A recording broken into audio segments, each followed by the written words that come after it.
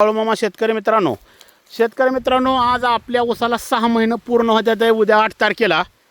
तर आपण ह्याला एक पिशवी 10-26 टाकली, एक पिशवी पोटॅशची टाकली, अर्धी पिशवी मॅग्नेशियम सल्फेट टाकलं, अर्धी पिशवी अमोनियम सल्फेट टाकलं, अर्धी पिशवी युरिया टाकली। एवढं खत आपण 1 एकर ऊसाच्या पक्क्या बांधण्याला टाकतो, 2 टेलर शेणखत बुडाला टाकलंय। म्हणून भावांनो, जर 10 दिवसाला मी ह्याला 2-4 kilo urea, 2-4 kilo magnesium, 2-4 kilo ammonium आणि 20-20-0-13 ही जर 10 दिवसाला भावांनो सोडत असतो, ऊस बघा आता पुढच्या महिन्यात आपला इथं ऊस पाहणी प्रदर्शन व इथं मोठ्या शेतकरी मेळाव्याचं आयोजन आपण रानात केलं आहे। त्याची तारीख थोड्या दिवसात आता मी जाहीर करीन। लोकांच्या तारखा मिळाल्यानंतर बघा ऊसाला ग्रोथ फुटवं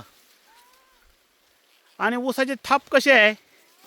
म्हणून शेतकरी बांधवांना मी काय सांगत असतो, बाबा हो, जर 10 दिवसाला त्याला थोडं थोडं खाऊ घाला चला, तर हो का बघा कांडीतलं अंतर आणि फुटव्याची संख्या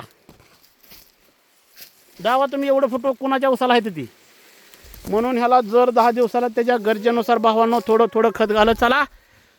एक शेतकरी म्हणतो की नाना तुम्ही सगळा ऊस दाखवतो, बाबा डोळं उघडं ठेवून सगळा ऊस बघ ह्यो सगळा ऊस डोळं ह्यो मटेरियल 1 एकराचा डोस आहे पक्क्या बांधण्याचा।